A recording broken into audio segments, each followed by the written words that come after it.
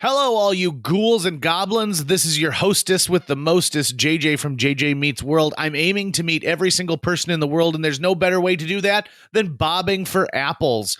This episode is all about the Halloween traditions that Tucker and I have enjoyed over the years, plus a very scary ghost story that actually happened to me. Sit back and enjoy this episode of JJ Meets World. And by the way, if you'd like to help support our podcast, visit jjmeetsworld.com where you can donate to our Patreon, pick up some killer swag at our merch shop, or click the link to Apple Podcast and give us a 5-star review. 1, 2, 3, 4. J.J. Gordon, sort of like that Indiana Jones, in that he's always sniffing out his next adventure. Yes, he is. He's always interviewing guests so he can have them on his show and they can talk about pop culture, arts, and leisure.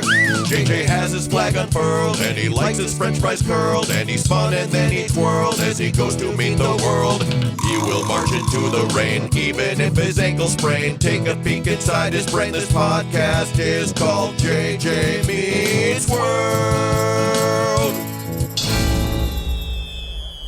Welcome to this episode of JJ Meets World, where we talk about All Hallows Eve and the celebration of candy. Without a doubt, Halloween has got to be one of my favorite times of year because anyone who's in theater knows what it's like to get to pretend to be something that you're not, and the fun that is when you're acting on stage or in a video. But everybody on Halloween gets that, ability. So I am a huge fan of this holiday. It's one of my favorite times of year when things are getting to be cooler, kind of that crispness in the air. And you get to enjoy those hearty things like the soups and chilies, and there's still fresh vegetables to be had because winter hasn't really reared its ugly head yet. It's hoodie season. It's hoodie season. Yes. I call it cardigan season, but for you, hoodie season is even better. I mean, most of the year is hoodie season for me, but this is when there's no I don't have to make excuses as to why I'm wearing hoodies all the time. It's fall. Well, it makes sense. Here's the deal. I thought first we would start off by talking about costumes.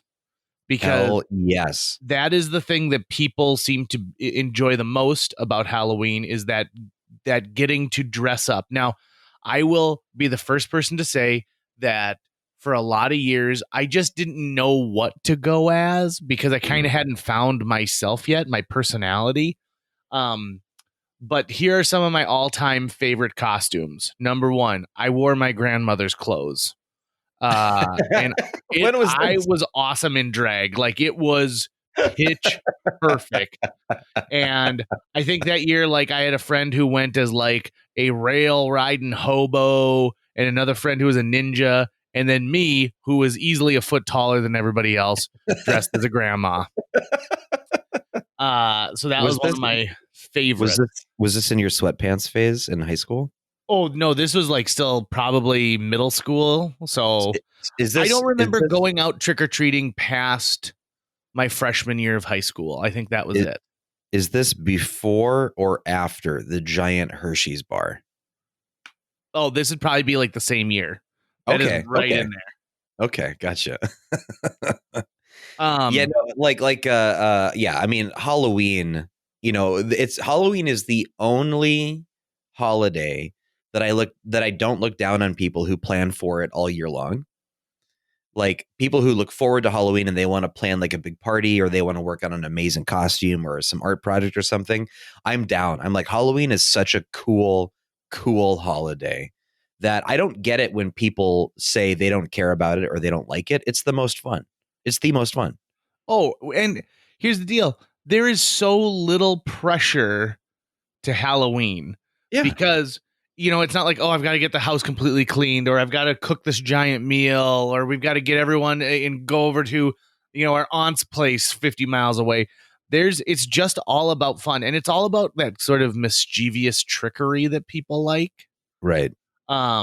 Which is why my number 2 favorite costume I've ever had is I dressed the year that Honey Boo Boo was really big. If you remember Honey Boo Boo, I recognize.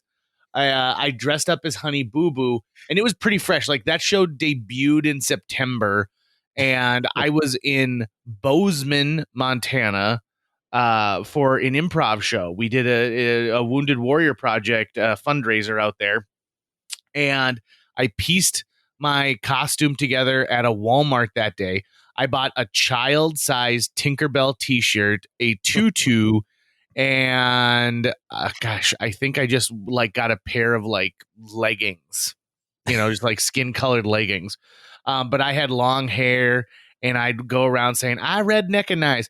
I won 3 costume contests that night in 3 different bars because it was awesome. And I had a lot of people taking pictures of me, like with me, not of me, but with me. Right. And so that was my second. And then for the last 6 years now, I have been dressing up as different John Candy characters from movies. So Del Griffith from Planes, Trains, and Automobiles.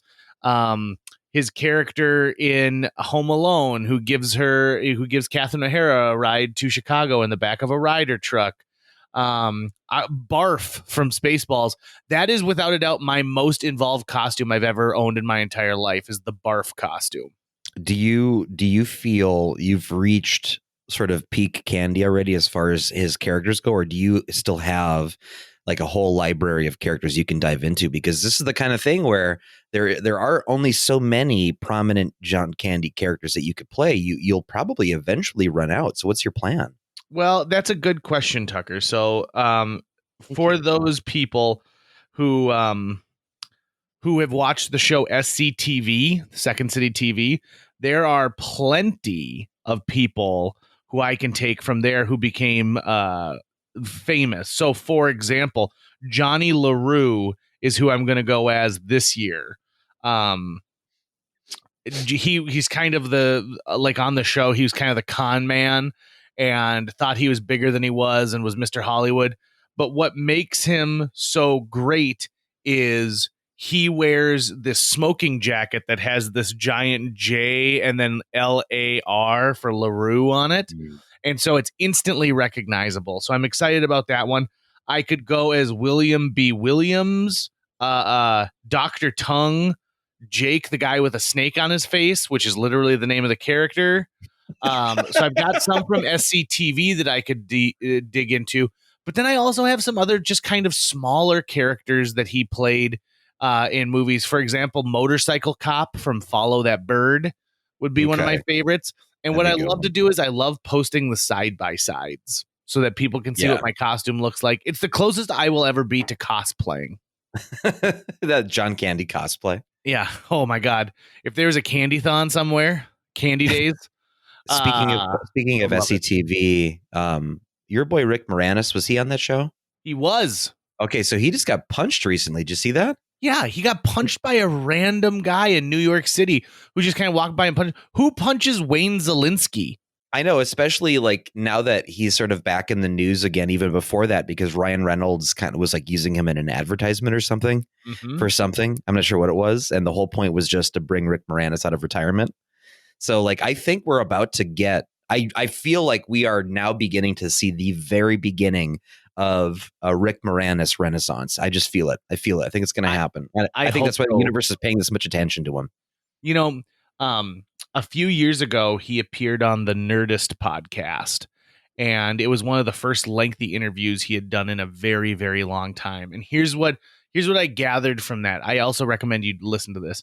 So he retired from acting so that he could be there with his family. He wanted to be there at breakfast, and he wanted to be there to pick kids up from school. And he wanted to be there at dinner. And, you know, acting in movies and television shows, even like just small parts or being a guest on something like The Tonight Show, it takes away from your time to be with your family. It's just like any job that could do that. And luckily he had banked up enough cash where he didn't have to do that. So he said, I don't want to spend 3 months living in a crappy hotel outside of El Paso while I film a movie. But now I think that his kids are grown and they're off having their own lives. Now there's sort of a void, and he can fill that void by doing stuff and being in things. And I'm excited to see him and stuff. I really do hope we get some more Rick Moranis, even if they're just bit roles. I'd be happy for that. I would call him a national treasure, but he's from Canada, so he's an international treasure. He really is. He is like coffee creamer. It's an international treasure. Now, Okay. Spaceballs is a movie that really screams out for doing costumes of it. I would, I'm sure there must be. Are there Spaceballs? There are probably no Spaceballs conventions themselves, but Spaceballs presences at conventions, right? Oh, I think at sci-fi conventions, Spaceballs has carved out a nice little niche there. Nice. So you can go to Planet Scroob, and you could dress up as like a Spaceballs commander, or you could be Dark Helmet. You could be Lone Star. I mean, the nice thing about like people who want to go as Han Solo or Lone Star, your biggest problem is finding a ray gun that looks like it's a good blaster. Right. So, Tucker, over the years, do you have any favorite costumes? Oh, dude. So yeah, I do. But they're all from when I was a little kid. So you've heard on this show me talk about my beautiful, wonderful, amazing grandmother, Mama Luke. She's mid-90s right now, living in Kentucky. Shout out to Mama Luke, who I know is not listening because she doesn't know what podcasts are, but she's just amazing. And she's always been really creative and crafty and has always liked making things. And, she sews and she does a million other art styles. And so she would make her grandkids their Halloween costumes if they ever asked her to. And these would not just be really simple costumes. These were intricate costumes. And my four favorite costumes that I had, she made all four of them. And they're sort of my favorites in, I would say, descending order, in that I loved all four of them. But I think the best one was in first grade. I went as Donatello from the Ninja Turtles.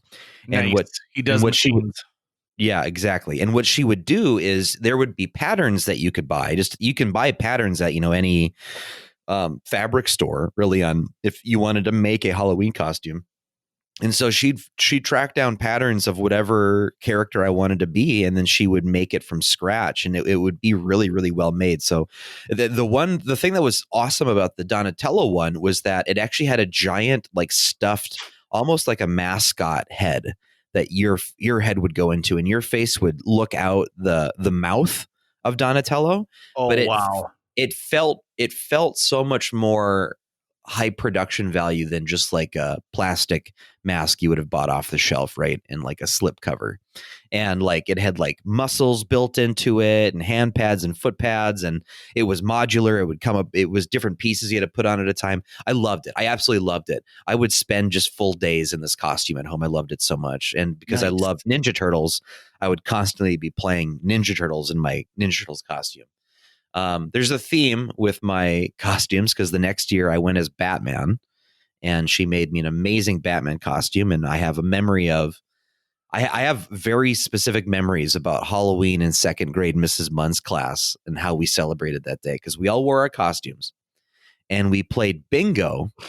And I remember embarrassing myself right away at bingo because I got so excited about what we were doing that she goes and she calls like the first letter and number, and I had it on my card, and I raised my hand. I said, "Oh, I've got it." And she goes, "No, you don't have to say anything until you have bingo." And the whole class laughed at me. And then at the end of the day, when we were supposed to change out of our costumes, I went into the bathroom and took off my costume and then vomited all over it. What? I don't know what got me sick. Like something got me sick and I suddenly threw up. And so my Batman costume got vomit all over it, which was pretty rough. But my parents got it cleaned. I was able to go trick-or-treating with it still. Third grade, Wolverine, because X-Men on Fox Kids had just taken over. And I was it actually had taken over in second grade, shortly after Halloween, though. So I was on a Batman kick until X-Men happened. And then that was my obsession. That was my brand new obsession. And I'm talking obsessed, JJ, obsessed. All I could do was think about X-Men, talk about X-Men, draw pictures of X-Men, ask for X-Men action. Everything was X-Men, X-Men, X-Men. So she made me a Wolverine costume. And I remember the only complaint I had about the Wolverine costume was she left the sleeves on so that I wouldn't get cold at night. But everyone knows Wolverine does not have sleeves on his costume, but That I is had to have such sleeves. bullshit. I know, but I had to have sleeves. So I had sleeves, but the costume was still pretty sweet. And then 4th grade was the last year where I was getting to the point where I was pretty soon I was going to be too old to do trick-or-treating. And so, but I refused to really believe that yet. So I went as Jason the Red Power Ranger. And she made me the whole costume except the helmet she wasn't able to make. So Dad and I went and got a motorcycle helmet and spray painted it red. And then I drew like the dinosaur face on it. So yeah, no, those were really, really, really, really awesome, great memory costumes that I treasure to this day. Oh, I think that sounds so awesome. And like having those costumes made by hand are so amazing. So I've done a lot of theater in my day. And unfortunately, being a tall guy as well as a very huggable sized man, I don't often get a costume. I'm usually asked like, can you bring some pants and like a sweater from home? And I'll be like, yes, I'll wear my own clothes. Wah, wah, wah. But when I was in the Sandland Diaries, with the exception of the hoodie and the coat that I wear in at the very beginning of the show, everything else was provided for me. And that, like, so when I'm in my giant elf costume and I've got shoes that have little bangles and bells, and I mean, I love that. I love a costume where you feel like it's a second skin. But And here's it's the just thing. amazing. Here's the thing, though, JJ. You say that, but you go and you make a Honey Boo Boo costume with clothing that you have to squeeze into. When we did the Baby Bumpy movies, I was like, just make some kind of a diaper out of like a bedcloth so you can be comfortable. And instead, you went and grabbed an actual baby's diaper cover and squeezed into it. So, like, I think you love either absolute comfort or absolute discomfort. You don't want somewhere in between. You know, one of the things that about that Baby Bumpy costume, which, by the way, it was a series of short films that Tucker made where I'm dressed as a giant baby, as if this baby was a giant man size. And there's one where in one of the bloopers, I fall out of the diaper guard, if you catch my drift. And I've been terrified for decades that Tucker will release that one day. But luckily, JJ's got a big pair of swinging avocados down there. Yep. And it's hard to keep them in a little baby like onesie type. Right, because I'm a man. But luckily, I've also done one other group. I've only done like one group costume. And Tucker and I were both a part of that. Tucker has thrown some really epic Halloween parties over the years. I mean, you talk about a guy who loves this holiday. Tucker knows how to throw a Halloween party like nobody else. And there was a year where this little tiny, I mean, it was just a couple of episodes. It was a short cartoon series called Frisky Dingo came out. Mm-hmm. And a ton of people dressed up as Frisky Dingo characters. It was sort of the precursor to Bob's Burgers. Archer. Yep. More Archer than Bob's Burgers, but let's pretend I didn't say that. But I dressed up as Wendell, who is this hapless security guard. You were Xander, right? Yep. I had to buy a wig because I'm a bald man. And that night I got a picture of your private. One of my, Yep. Because reflected in a window while you were using the bathroom. No, yeah, JJ was hiding in the bathroom, and I went to the bathroom in the bathroom, and JJ jumped out of the shower and took a photo. Yep. And that's when back in the day when you needed a digital camera too. So like I had to be primed and ready for the flash to go off. You're the only person I know that I could not get mad at for taking that horribly inappropriate action. You know what's amazing is like I didn't aim to get the photo, but like, to take a picture of your peen. But it was a happy accident because of that mirror, and like we just kind of caught the reflection. You do have a wonderful expression on your face. Like obviously you needed to urinate at that time. Yeah, because you're in Pleasure Town. I was in the bathroom. I didn't know that JJ was hiding in the shower. And here's the thing. I guess It's mutually assured destruction at this point, I Right. guess. Because Isn't that great? that's I think that might be why I'm okay with it, because I know I've already got you covered. So we just now we both know where the other stands, basically. Right. 100%. I mean, you've got video, I've got photo. The internet abounds. So let's transition this into parties, because Tucker, you've thrown some really epic Halloween parties over the years. In fact, they're probably some of the things I've looked the most forward to as far as a friend of yours, is the fact that I get to be on the guest list. Yeah, it's been a good long while though since I've thrown one. It just hasn't really worked out with life, and obviously this year with the pandemic, there's no way it's happening. But Mike Resel, previous podcast guest multiple times over, and I at one point teamed up to we did 2 years in a row where we threw a giant Halloween party that we called Release the Beast. And I really want to do a third one really badly, but there's a lot of moving parts that have to kind of get into place for that to happen. And who knows at this age if we know enough people that want to get together for that kind of party anymore, because everyone's got kids now and stuff. But yeah, I had access to this really, really large section of a floor of a building in downtown Fargo at the time. And so that had all these cool dividers for different rooms. So you kind of had this really cool flow to it. And it also had a giant walk-in bank vault. It used to be, back in the day, it used to be a bank. And so we had this just really cool space to kind of fit out, and we called it Release the Beast because the idea was that there would be this gigantic monster that people would see behind a cage door, like it's being imprisoned, and that at the stroke of midnight it would come out of its cage, and then it would be a giant piñata that people could attack and get the candy out of it. And so we did that 2 years in a row. It was a huge hit. I bet both nights we had maybe 200 people walk through the door. And it was a lot of fun. We'd have a dance floor. We'd have a booze area. We'd have another area set up just for like playing video games or hanging out if you don't want to be out where it's really crazy. And then in the bank vault, because I wanted to use it for something, we basically just set up a camera that was running all the time. And it was in a box so no one could mess with it. And you knew it was there. And then we basically would just tell people to do things for the camera as like a gift to Resel and I. And so people would go in there, they'd make out with each other, they'd smoke weed, they would do all this crazy shit. It was a vault of debauchery. The vault of debauchery that was just for like Resel and I to have at the end of the night for fun.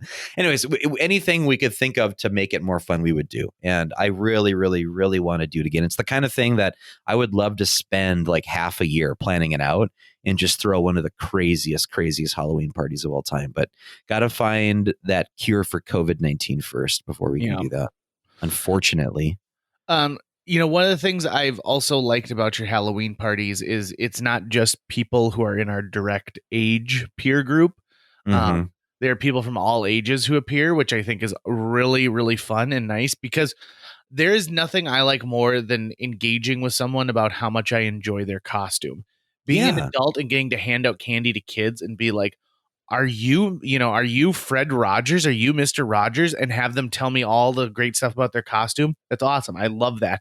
Talking to somebody who's in their, early 60s who've done an amazing job recreating the three guys from the boat in Jaws. I mean, there are just such amazing moments when you get to engage with someone and be like, this costume is awesome. I remember previous guest Sarah Shawn, the year that she went as the chief medical officer from the Next Generation, Beverly Crusher. That was because Matt Burkholder and I went. That was the first Release the Beast, because the first ad we put out for it was with me and Matt Burkholder dressed up as Captain Picard and Commander Riker. And then I didn't realize it, but then Sarah, a few of my friends, like if they find out what I'm doing for Halloween, they'll try to match their costume to that to mess with me in some way. So she showed up as that. I had another buddy show up as a Klingon. And then Resel made us have like a Klingon battle in the middle of the party. You know who? Speaking of amazing costumes, you know who wins Halloween every single year they try? The Wintersteins. The Wintersteins. Oh my God. Previous guests, David and Carrie Winterstein. I think they've each been on this show twice before.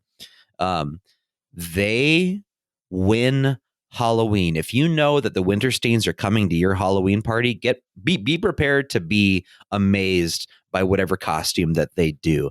I don't know, JJ, what my favorite one might be, but it's probably Curious George and the Man in the Yellow Hat. Well, and you know what I was going to say is they pick couples costumes that really are not, it's not like a couple, right? It's not like, oh, I'm going as Jim and Pam from The Office. They pick complementary characters. So, for example, like you said, Curious George and the Man in the Yellow Hat, right? Perfect. I think it's Annie and Dr. and Mr. Warbucks, Daddy Warbucks. That's my favorite Winterstein costume. And here's the deal. It's not who you think is who in that one. Right. They swap genders. Well, and it was the decisions they make are so inspired because that year Carrie was doing a play where she was playing a cancer survivor. So she had to shave her head. And so she already had a shaved head. And it's like, oh, well, how could we use Carrie's shaved head? Let's dress her up as Daddy Warbucks and David as Annie. They've also done costumes that are amazing, but are also complete nightmare fuel, like their Bert and Ernie costume. Yep.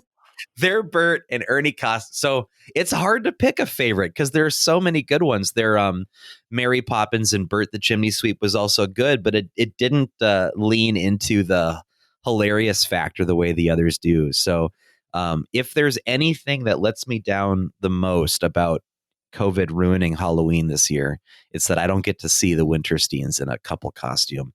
But I don't know, man. I mean, there's something about how perfect David is for the Man in the Yellow Hat. Like, I would cast him as that character in a movie. Right. He's the exact right amount of height and gangliness. Yeah. To fulfill that role. He looked so legit. So yeah. Plus, you can also imagine him actually being out like in the jungle and finding a curious right. Here's the thing though for me with Halloween, because I get so amped up about it. And so when I do focus on it, I go in one direction or the other. But the past number of years when I've focused on Halloween, I've focused on more of like the event aspect of it, like the partying aspect of it. But I've put very little time or effort into my actual costume. So I think the last time I did a costume where I actually put some effort into it was probably that Frisky Dingle year. When we would do like group themes. But after that, it was always like, oh, that's right. I got a costume too. It's like the last thing I always think of. So I really want to reverse that one of these years here pretty soon and go, what's an amazingly killer costume that I could make that no one else is going to have? That would be a lot of fun. But then I always get too ambitious. I'm always like, oh, it'll have all these things. And I was like, dude, that's going to take you a year to make, like that's not what you should be working on. So one of my dreams at one point in my life is to have a Muppet made by the Creature Shop that is in my likeness. Mm-hmm. And I think an amazing costume would be to get a big cardboard box and then a Muppet that looks like me. And I just hang out inside the box the whole night, but it's the puppet that interacts with people. I find that to be like, would be a dream come true for me. That would be pretty sweet. Or if you could get Jill to dress up as a Muppet of you, and then you could be the puppeteer of Jill as a puppet of you. Oh yeah. I mean, there's a lot of weird, like rectal problems, like with just trying to maintain that costume though. Well, so, you're moving into this next phase of your life, over the next couple of years. In your future, if you've ever got little JJs or Jills running around, do you incorporate a family costume? Absolutely. 100%. I've even got like an idea note in my computer, like in all the notes I have there of like great family costume ideas. Here's the reason I'm asking this is because as I think about what you were saying with in your younger days where you struggled to figure out how you should dress up for Halloween. And what you've told me of your dad, every time I think of your dad, I never met your dad. So I only have the stories that JJ and other people tell me about him, the photos that I've seen. And I picture the dad who likes to cook steaks by just waiting till he's gone through 6 beers, mm-hmm.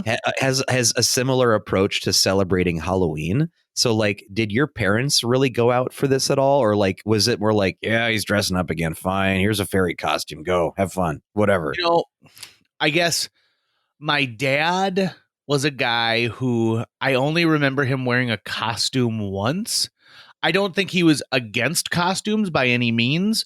But he was just not a guy who dressed up, right? Like I don't think he fully understood why I loved theater so much. Mm-hmm. Very supportive, very supportive. And one of the most genuinely funny human beings I've ever met in my entire life. But the make believe aspect, I don't think was like his thing. He loved sports, he loved business, and he loved his family. But my mom, on the other hand, while she didn't really dress up a lot in costumes, she loved Halloween. So this is the type of stuff that she would give out. She would go and rent a full-size helium tank and blow up 200 balloons, attach a ribbon to the balloon, and then it was weighted down by whatever treat we were giving out that year. So when you left our house, you left with a treat and a balloon. And since my dad owned a snack food company, Dakota Natural Foods, which made sunflower seeds, they had these small kind of promotional bags of just the sunflower nut meat is what they call it, where they're shelled sunflower nuts. And so she would tie that to it. And so it was just the right amount of weight to hold down the balloon. But I remember leaving my house and looking at hundreds of balloons. And, like how many people know what it's like to load, like a helium tank into the back end of a minivan? Right. And this is far before you could get like the ones you can get at Party City. They're the disposable tanks. These are the ones that like industrial companies are using for like welding that she's renting to be able to fill all these balloons. So what I remember about Patty Gordon was that she loved to be social, and was she someone who was throwing parties for Halloween ever? Like, was she someone who was really getting into that, or was it because she really liked, crafts and decorating and other things like that I recall, her house was always really nice and decorated. Since my birthday falls in mid-October, a lot of my birthday parties when I was young were Halloween themed. So kids wore costumes like to my party. I remember one year we had 3 kids dressed as Superman, and I was like, "Ooh, which of these is the superest man?" And then, like we'd have witch's brew where you put dry ice into the cider and stuff like that. I don't remember her throwing a Halloween party, but that's one thing my parents did really well is they were wonderful hosts when it came to like a shindig. And so I'm sure that there were Halloween parties maybe before kids were involved. But, they were probably the more traditional Halloween parties, right? Where you've got things like bobbing for apples and, things like that, which, by the way, I find that to be the most disgusting of any fall activity is bobbing for apples. It's gross. There's no way that comes back. There's just no way that comes back. I think we can say that's done. They might as well call it dunking for COVID. They might as well call it, hey, let's make out. Right.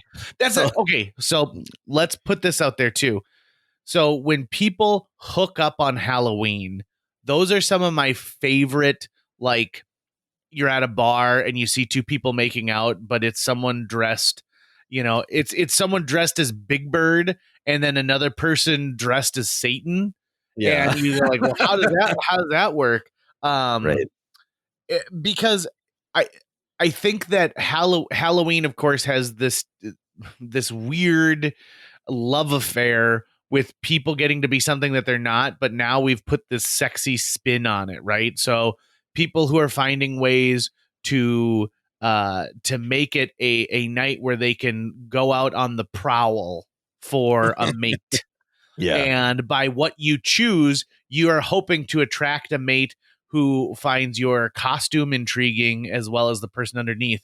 For example, if I were to ever go out and see a girl dressed as Red Fraggle from Fraggle Rock, I would immediately be like, "What's your name?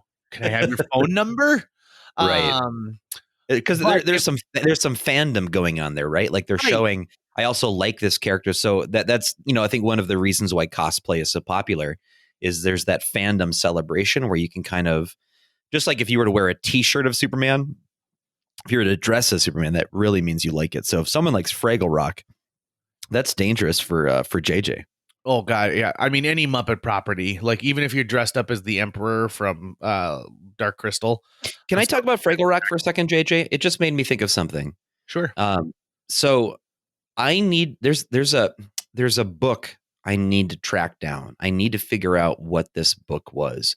When I was a kid, I had a Fraggle Rock book that I was really obsessed with. Now I can't remember the name of the Fraggle character, but it's the guy who speaks kind of like John Lennon. He's got like his hat pulled over his eyes, I believe. Sure, you're talking about Boober.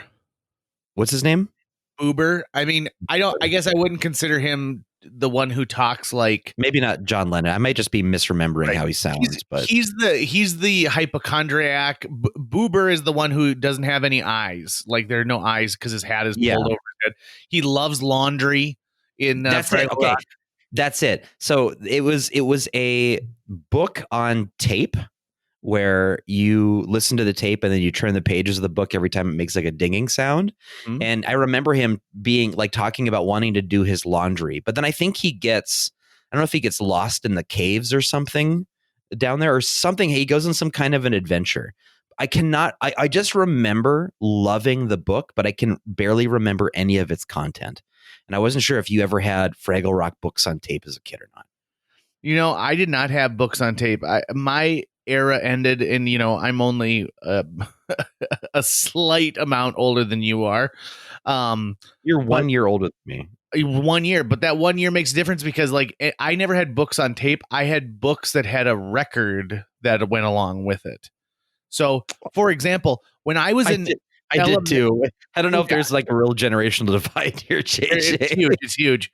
When I was in preschool, and I'm talking about preschool, like not kindergarten, preschool, they did one of those like follow along where you hear like boop, and that makes you turn the page for Gremlins. Oh, yeah. Yep. Which terrified me as a kid. Like Gremlins were the scariest thing I had ever known. So that freaked me out. That was freaky deaky, baby. That they would do that. But I don't remember having, because I did a lot of reading, but I don't remember having books on tape. I don't remember us having a lot of cassette tapes in general. Like, I don't think we also had a lot of CDs. I think we were a radio family. We listened to the radio nonstop. So my parents had a bunch of vinyl albums, but they weren't they weren't really people who would just sit around and listen to music. Like sometimes they might put something on, but for the most part, we didn't really have that either. But now I'm going to have to spend the afternoon looking for this Fraggle Rock book because it's going to bother me. Yeah, please let me know. Yeah. So you know what, JJ, my favorite, absolute favorite Halloween theme though that I ever participated in was one year I organized people to go as gentleman mascots. Ah, yes. And so I went as the Pringles guy, and Brad Delzer went as the KFC Kentucky Colonel, and Scott Haugen, wherever he is these days, went as Captain Crunch, and Missy Teeters went as Mr. Peanut. And I was trying to get you to go as Chef Boyardee, but I believe you already had other plans going on that year. I did. I believe I was trying to woo a young lady at that time, and I went as something that complimented her. The gentleman mascot, I remember sitting with you when that concept came up. Yeah. And you were like, something like gentleman mascots. And it's sort of like being at the birth of like when Pythagoras like came up with his theorem. Yeah. And you just got to see some lightning strike for just a miracle moment. Yep. When I was a kid and we'd trick or treat, let's talk trick or treating just briefly here, because trick or treating is a very important part of Halloween. It's the most important part. As a kid, there were 3 red letter days for trick or treating. Number 1 was, I remember getting home and starting our trick or treating at about 5:00. So it was just getting dark in the neighborhood, and I was about 4 blocks away from my house. And we trick or treated. I don't know these people at all. They were, they lived a distance away from my house, so my parents didn't know them. And they said, "You're the first trick-or-treaters of the night. Here you go." And they gave us 2-liter bottles of soda. Nice. And that was amazing. That was one of the most, like, I almost started to weep. I was like, really? And not name brand, all store brand, but who cares? Because I, as a little kid, had my own giant bottle of soda. Okay. So it was like Our Family brand or something. Number 2, somebody who must have owned some kind of department store in town that had closed. We went trick-or-treating and they gave us candy and they said, "Do you guys also play Nintendo?" And we said, "Yes." And they gave us Nintendo games. What? Yep. And so that's how I got Tecmo Super Bowl for the Nintendo way back in the day. And so they had just a giant stack of Nintendo games in the box. Oh my God. And so they would hand those out to kids. It was to the point of where I thought, I need to run home, change costumes, and then go back to this house. Yeah. Because that was epic. Amazing. I know. I know, right? Isn't that the coolest thing you've ever heard in your entire life? Blowing my mind right now. And then the last year that I went trick-or-treating, it was the, I was a freshman in high school and I was like, I might be too old for this. I'm on the cusp, but I'm going to still go out and I'm going to go out with a couple of friends. And so we were out trick-or-treating and I trick-or-treated from 5 o'clock to 10 o'clock. I mean, I was at the peak of my childhood strength. I had a pillowcase, so the durability there, I felt in my legs were a little bit longer, so like I was taking fewer steps. I felt like I accomplished it was like having a perfect game of Pac-Man. I accomplished the perfect trick-or-treating on my last time out. That's awesome. Yeah, those are 3 absolute red letter years for me trick-or-treating. And I can only think of one. Go ahead. What was that? You go ahead.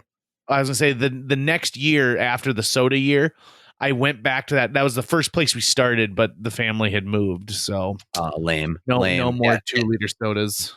Mom or dad got transferred and they had to go to a new town. It must have been.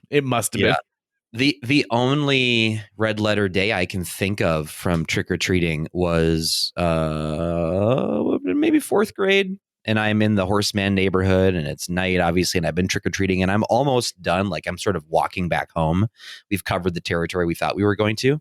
And a police car pulls up. And I remember specifically, it was Officer Greg Lemke, who was my dare officer at school, who I got to know later as he was working in the city council of Moorhead. And he goes, "Hey, my shift is almost done and I've been handing out candy. I got a lot left. Do you guys want some?" And we were like, "Yeah." And I swear to you, JJ, he put a grocery bag's worth of candy in each one of our bags. Nice. Like he had so much candy left over that he had to get rid of that he was like, "Here, just take as much as you can." So a cop gave me and my my siblings and friends just like more candy than we had gotten that evening by a couple orders of magnitude. Like had we only seen Officer Lemke, we would have had more candy than everything else we'd gotten that night. Oh, that sounds amazing. That was pretty great. Now I remember it wasn't like a ton of amazing candy, but there was good stuff in there. But there's always like, there's a bunch of taffies in here and shit too that you don't want. My process once I got home was always the same. I'd sit down, dump everything out, separate out all of the peanut butter cups and the chocolate bars from everything else, and then hit those first. And then once those were through, then I would go for what might be left. My little sister, Brianna, what she would do was Brianna had this thing where she really liked squirreling away stuff.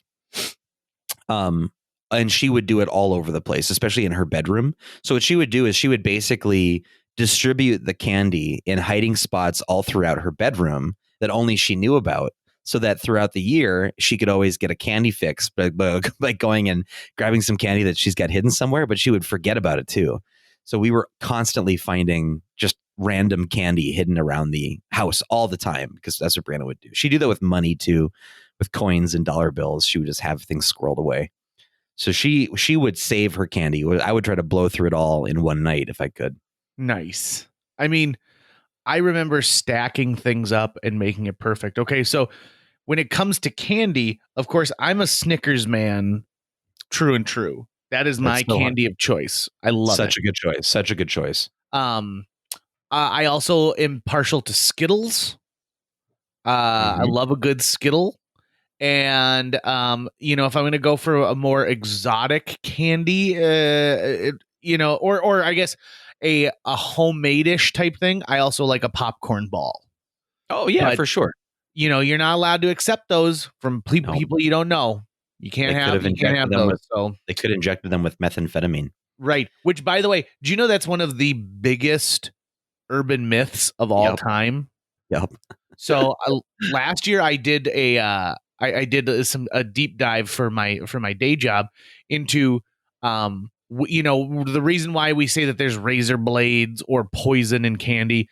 There is one reported story of candy being poisoned, and it was by a father who is poisoning his own kid, who said, well, this is so common that no one will ever think of it. He took the urban myth and made it into reality, but he was trying purposely to murder somebody and get away with it.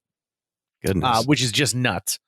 So the idea that someone has carefully opened a Charleston Chew and snuck a razor blade inside is an urban myth, because opening and then reclosing a candy container is difficult on a full size, let alone a fun size. Now, what candies upset you when you get it? You're like, I'm not going to eat this. Why would I ever want this? Individual Twizzlers. That is such crap. And they're never full size. They're always like little squat Twizzlers. A candy corn, blech. Circus peanuts. Are you kidding me? Yeah.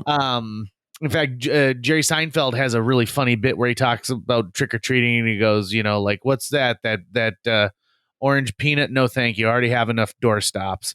Yeah. Those are the candies that frustrate me the most. And I'm also super frustrated because candy companies all of a sudden decided, hey, listen, why don't we put out like a special edition only for this holiday piece? So, for example, you could get a Reese's peanut butter cup that had a base. The base bottom of it was like an Oreo cookie. Oh yeah. And so it was the milk chocolate, the peanut butter, and the cookie. Oh my God. Those things were amazing. And if anyone knows someone higher up at the Reese's company, I would really appreciate them bringing those back. Yeah. Those just so amazing. Good stuff. So good. So good. And peanut butter cup is my jam. Okay. So, and do you like it when they shape the peanut butter cup like pumpkins? Oh, it doesn't bother me at all. I like it a lot. I love it. In fact, I prefer them over the regular Reese's cup. Is because of the shape is giving it more of a peanut butter filling? Yeah, I think it's got a higher peanut butter to chocolate ratio. Okay. And you don't have to take off the wrapper and make the ridges. Oh, sure. Yep. I get it. Every little tiny hunk of chocolate that holds to that paper, I feel like I'm getting cheated. It's usually at the base of it too, right? Like where it's been sitting in contact with the full paper. So usually you got to scrape that off with your teeth. I get pissed whenever I find any licorice, any Twizzler, anything even close to that, or malted milk balls. I throw those right the hell away. I'm with you on the candy corn. It's disgusting. I'm with you on the circus peanuts. Absolutely disgusting. I don't know why they make them. I don't know anyone who likes those. Who is eating them? Who? Yeah. Is there one person out there that's eating them, or are they just like, it's cheap enough that we'll go with it? It just doesn't make sense to me. Lewis Black has a great stand-up bit about candy corn where he's like, I think all the candy corn was made in like 1972. And basically what happens is people go out and they just recollect all of it out of dumpsters and then resell it again every year. Over 9 billion pieces of candy corn are created every year. Ugh, I don't, who wants it? Who wants that? This year, Brock's, the candy company Brock's, made a set of candy corn that tastes like Thanksgiving dinner. So like you get one that tastes like turkey and one that tastes like cranberries and one that tastes like stuffing and one that tastes like gravy. And I tried really hard to get my hands on a bag of it because from everything I've read, everyone goes, oh, that's just disgusting. And I wanted to be a part of that. What business person at at Candy Corn Corporation was like, what can we do to turn off our customers even more? I don't know. Let's make this one taste like beef gravy. Well, Brent, that's a great question. Over here, we've been experimenting with disgusting stuff because we think that's the next hot thing in candy, is something that tastes gross. Yeah. People have loved candy for its taste for so long, but people are fickle. Yeah. We're getting close to the end of this one. And so I think it's fitting that I share with the audience the one experience I've had with the paranormal that to this day still makes the hair on the back of my neck stick up. Let's hear it. And I threw an absolute rager for my 18th birthday. I had my parents let me have our lake place for the weekend, and I invited just tons of people, so much that I made flyers with directions. And the directions were, when you get to the house that's got a perfect lawn, take a left. Because I didn't know any roads, and this is before MapQuest. This is before Google Maps. And so you had to find this place based on the instructions I gave you. Plus, to make matters even worse, this is before cell phones. So you'd have to pull over and you'd have to drive around until you found a gas station in the lakes area and then call my lake place. So I throw this rager. There's probably 150 people at my lake cabin. It was amazing. At one point, a couple of people decide they want to go on an adventure, they want to go somewhere spooky. And I tell them well, there's this really old pioneer cemetery that's probably 30 minutes away. It's a 30-minute drive on all these back roads. And they're like, oh, we want to go to it. And so I give them instructions on how to go to it. And so they go out there and they hang out and they drink some beers and then they drive back. And this is a pickup truck full of people. Now, I will say this. They did make the smart decision to have a designated driver, so there was no drunk driving, even though these were underage kids imbibing alcohol, which is still illegal. So they come back and they are all white as a sheet. And I'm like, what's going on? They're like, something happened while we were at this graveyard. And I was like, well, what do you mean? And so they explain that all of a sudden the wind just whipped up. It turned everybody around sort of, and they felt something there. And so they all got in the truck and they just headed back immediately. So it's about 3:30 in the morning, and we have a porch that faces the woods. Our lake property was nice because it was really secluded and there was just a giant forest behind us. And my birthday again is mid-October, so the ground is covered in leaves. And I'm chatting with a couple of these people, and one of them is like, I think that I just had a paranormal experience. I am positive. And I'm like, whatever. And so then we hear crunch, crunch out in the woods. I mean, it is deathly quiet, but we hear crunch, crunch, crunch, crunch. And then suddenly it starts getting louder, like somebody is running on top of leaves. Crunch, crunch, crunch, crunch. And it's getting closer and closer and closer and closer and closer. And just when it should be that we see someone kind of coming out of these pitch black woods, we don't see anything, but we continue to hear this crunch, crunch, crunch. And then we hear pound, pound, pound, pound, pound, as if someone's running along the deck. There's nobody in front of us. We're all watching. We're all looking in the same direction and watching this pound, pound, pound on the deck. And then something crunch, crunch, crunch, crunch, crunch, now running in the opposite direction and then back into the woods. It's as though an invisible person ran out of the woods onto the deck, didn't touch us, didn't push us, nothing like that, and then immediately ran back into the woods. At that almost exact moment, a cloud covers the moon, and it becomes so pitch black that I looked over at one of my buddies and he had tears in his eyes. And I am also as freaked out as I've ever been. And we went back in, and one of them's like, we brought something back from that cemetery with us. We brought this back. We should not have been there. And clearly something has attached itself to one of us. And we sold that lake place just a couple of years after that, but I never felt comfortable being there at night again. Some kind of a spectral bride situation, maybe.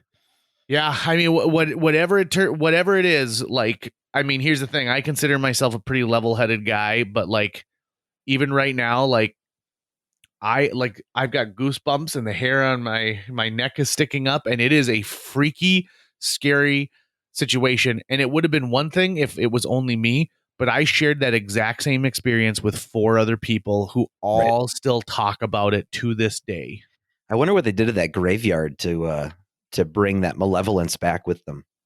It's a good question. It's maybe it's just the fact that like it was supposed to be a somber, quiet space, and here are some like teenage kids making noise.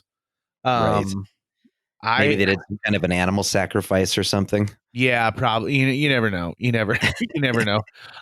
Maybe they said the wrong thing. Maybe they stepped on the wrong plot of land. I don't know how these things work. I know there's people out there who study the paranormal, and so maybe they've got a better idea of what that is. Maybe we can get Jody Harvilla back on. If you haven't listened to that podcast, it's a great one with her in it. But whatever it is, I certainly know that it changed the way I think about like a cemetery and being alone, looking into the woods at night. Mm-hmm. So we didn't even begin to touch on this, but of course, Halloween also has a wonderful backing for movies because you can watch all these scary movies, all these horror movies that are based around it. Some of my all-time favorite Halloween movies, Ernest Scared Stupid, which is a fantastic one. The Nightmare Before Christmas, I consider it a Halloween movie and a Christmas movie, so you watch it whenever you want. I'm not gonna tell you how to lead your life. And then I am partial to the Nightmare on Elm Street series because I think Freddy Krueger is one of the wittiest villains of all time. And that entire series is all about creativity because it's these creative deaths that take place in a dreamscape. So it's not like Michael Myers where he's just indestructible going from house to house to house and he's got a knife. Freddy, preys on your fears and on your feelings of inadequacy, and I find that whole series to just be shockingly good. And then if you want one of the best horror comedies that have come out in the last 25 years, Tucker and Dale versus Evil is a phenomenal movie that is they do such an amazing job in that movie that it not only is it kind of heartwarming and sweet, but it also has the exact right amount of like scares. It is perfect. Right, for sure. I always go back to Hocus Pocus. Yeah? I always go back to Hocus Pocus when it comes to Halloween time. I don't know what it is about that movie. Maybe it's because I was crushing on who is it? Sarah Jessica Parker? Sarah Jessica Parker, yeah, in that movie. Or that I always wanted to be a cat. So seeing that guy who gets to be a cat was pretty cool. But here's two facts about Hocus Pocus. Maybe you don't know. Number one, do you know it was considered a flop? Really? Yeah, because first of all, they released it in July. Really? Disney released that movie in July, thinking, well, kids are out of school, so kids will have a better chance of going and seeing this Halloween movie in July. It also came out 3 weeks after Jurassic Park. Gotcha. Yep. Say no more. Yep. That was a blunder for sure. Right. So to me, that movie is amazing. I almost feel like that movie has been destined for a sequel for so long, but it is a perfect standalone movie in my opinion. Oh yeah. I dig it. So Tucker, I guess as we wrap this up, happy Halloween. Halloween. I hope that you have a ghoulishly good time. And remember that you can always listen to Vincent Price's reading of The Raven, which I think is one of the spookiest poems out there. You can actually go back to a previous JJ Meets World. I can't remember what episode where I start to read it and then I realize how long that poem is. Yeah, that's good times. Happy Halloween. That's going to wrap it up for today's show. If you enjoyed this episode and would like to help us continue to produce new episodes each week, visit jjmeetsworld.com, where you can donate to our Patreon, pick up some swag at the merch shop, or follow our link to Apple Podcasts and leave us a 5-star review. You can also follow us on social media. We're on Facebook, Instagram, Twitter, YouTube, all the sites the cool kids are using these days. JJ Meets World is produced every week by Tucker Lucas. You can find out more about Tucker's work by visiting moonbasemaria.com. If you want to get in touch with your host with the most, check out linebenders.com, where you can find direct contact info for JJ or booking information. Why aren't there more Halloween songs? I mean, everyone plays Monster Mash all the time. Why don't we have more of today's big artists taking a swing at a Halloween tradition?